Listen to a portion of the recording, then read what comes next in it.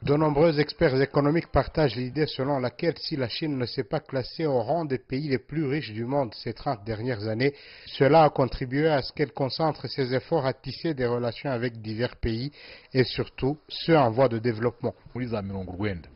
Dans les années 90, l'économie de la Chine s'était déjà hissée au même rang que celle des pays occidentaux, surtout en ce qui concerne la technologie et la qualité des produits manufacturiers. Mais il faut souligner que les produits chinois étaient moins chers sur le marché des pays en voie de développement, et ceci a beaucoup révolutionné son économie.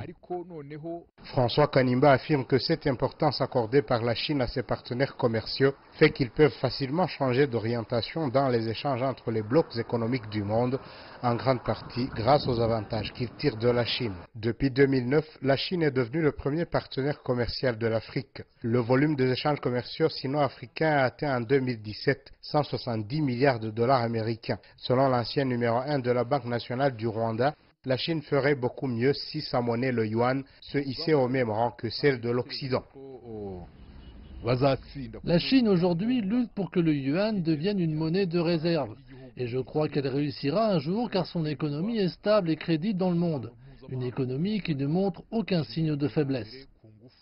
Tous les 3 ans depuis 2000 se tient le Forum sur la coopération sino-africaine, ce qui aux yeux de certains analystes représente un grand rassemblement, indiquant au reste du monde le réveil d'une grande révolution économique entre deux mondes qui se partagent une histoire de lutte contre la pauvreté. Étienne Gatanazi, CGTN français, Kigali, Rwanda.